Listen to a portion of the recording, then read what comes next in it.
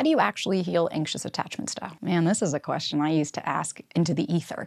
And I was just begging for anybody to fucking answer me, let alone somebody that actually knew what they were talking about. Because we hear all this theory, right? When we look into anxious attachment style, and when we look into attachment theory in general, we feel like, oh, well, I can't say anything about my parents, right? No, I had a good childhood. It's not that. And we often gaslight ourselves because when we look at anxious attachment, all that really means is that your caregivers when you were young were inconsistent. It doesn't mean that you had big T traumas. It doesn't have to, right? If you're like me who did, great. Okay, cool. It's a little bit easier to identify where it came from.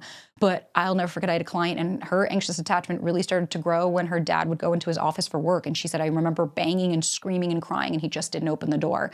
Now, on paper, when we're looking retrospectively, there's nothing wrong with a parent going into the office to do work. But as a child whose brain is frittata, you're 1, 2 years old, you don't have the cognitive abilities that we do as adults right now, that's going to look scary. That's going to feel like you're being abandoned. That's going to feel like someone's leaving you. It's really, really unsettling.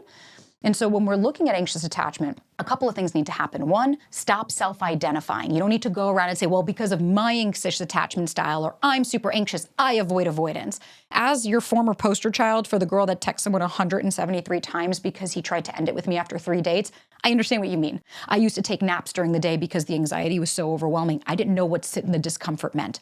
I used to use my body to connect with people, or if you went on a date with me, I'd be like, whatever, you'll fall in love with me. I just need to try harder. I need to prove myself because that's what I was taught. At a young age, I was taught who I am doesn't work for my caregivers, that my father didn't have the bandwidth or the patience for me and I was too much and I'm too needy, but at the same time, not good enough, right? So that fun dichotomy when you have a narcissistic parent. And when we start to understand, well, how do I heal through anxious attachment? Because how does that manifest in dating? Everybody is going to be slightly different. It doesn't always mean it's the same thing, but real high anxious attachment, the texting, you can't even go an afternoon. Your mood is dictated based on, is this person going to choose me? Are they going to text me? Are they going to come back? Right? Everything, hypervigilance, constantly scanning for safety of like, I knew it, they didn't text me for an hour, they didn't put a period at it, I know they're angry with me. Catastrophizing, what ifs? What if they don't like me? What if they end it? What if I'm scared of fear of abandonment?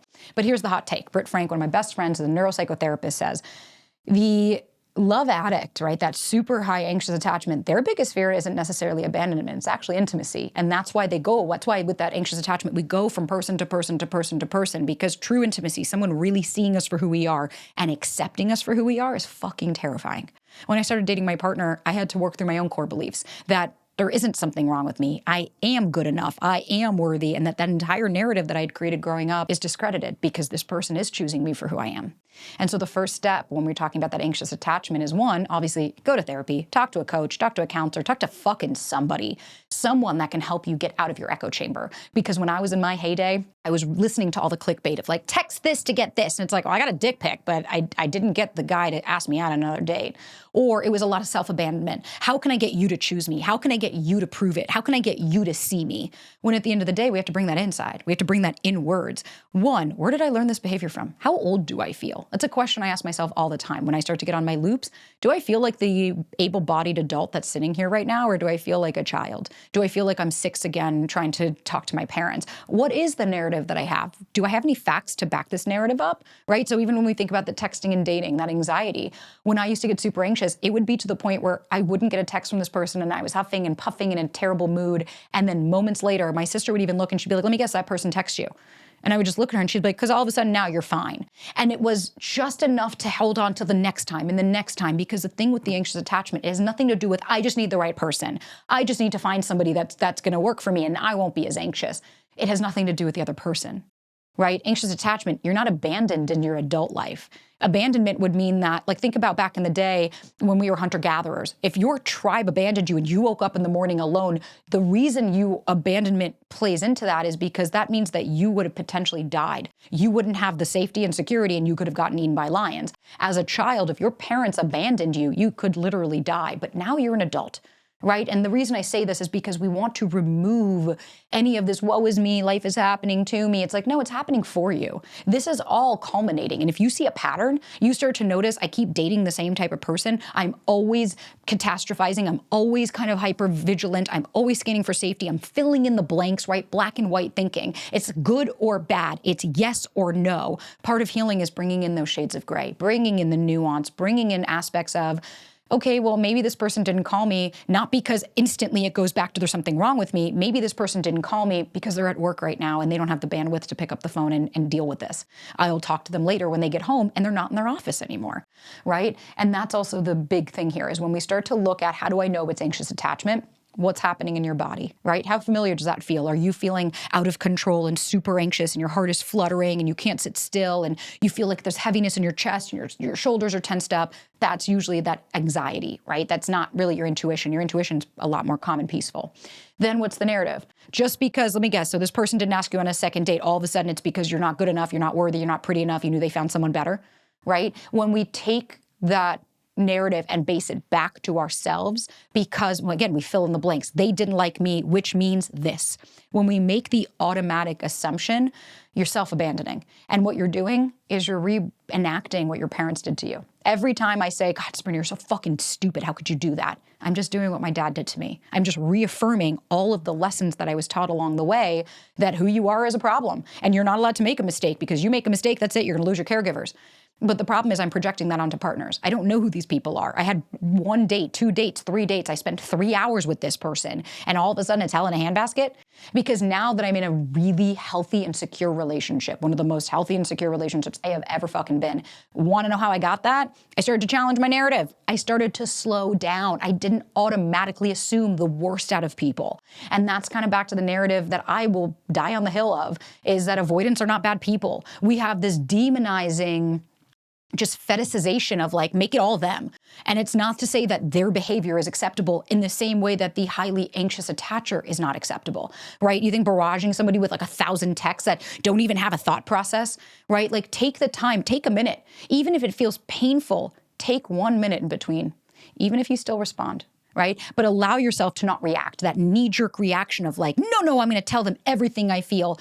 The amount of power and strength that comes in when you just delete the paragraph and say, okay, thank you, right? It's like a breakup. I don't convince people. If you don't want to be with me or if you decided that this relationship is no longer working, thank you so much for letting me know. I appreciate that. That really does mean a lot. When I personalize it and make it about myself, then what I'm doing is I'm showing you what my actual core beliefs about myself are. And again, none of this is shame or blame. All of this comes from love and personal experience. I started therapy and started understanding my inner child. I started to meditate so that I could put space in between things and start to learn, oh, I'm safe. I learned what safety felt like in my body. Who did I feel safe around? How does my body react? When have I felt this before? Does this remind me of childhood? Where am I feeling the sensations, right? The body keeps the score. It's a great book, but it's also really real that our body holds on to trauma and to triggers. And the last aspect here is understanding what triggers are. Triggers are a cue to your nervous system that you're in danger, but they're a neutral action or inaction. So it's not, well, this person didn't answer me for a week and a half, that triggered me. It's like, no, that's just disrespectful and rude, right? If somebody just doesn't contact you for 1 to 2 weeks, it's like, no, that's not necessarily triggering, because I could see anybody probably being a bit bummed by that. But like I could be, right? We can still hold space. But let's say I shut the door and you jolt. Okay, well, that's a neutral action or inaction. I shut the door, right? I didn't slam the door, I just closed it. But if you have something from the past that is causing a bigger reaction, there's nothing wrong with you. But it's understanding, where is this coming from? What is the narrative I've associated around this? What do I keep telling myself? What do I believe? And what parts of me do I not feel are lovable? That's usually the place to start. When we start to think, I remember saying that and I was like, I don't feel like I'm lovable because I feel like I'm too much. And I was like, okay, who is that? That little girl. I couldn't even look at a photo of her.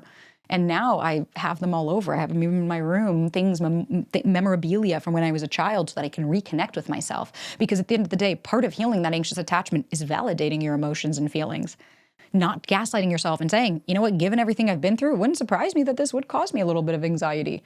You're allowed to. You're a human. We can take up that space because you're an adult now. You're not waiting for your caregivers to give you permission. We're not waiting for somebody to say, well, you're allowed to be sad. You can take up space. And remember, when you're going to communicate, use I statements. You has no place here. Hey, I felt really anxious when you didn't call me back for 4 days because it felt like we weren't as connected as I thought we were. I'd love to get curious what was coming up for you. That's a very different scenario than like, fuck that guy, and blah, blah, blah, blah. It's like you could still decide you don't want to see them, right? But regulating your nervous system and coming back to the space and really working through that anxious attachment to come to more of a secure place, that's really how you're going to get the relationship that you actually do deserve. I can tell you, you deserve that all day, but do you actually believe that you do?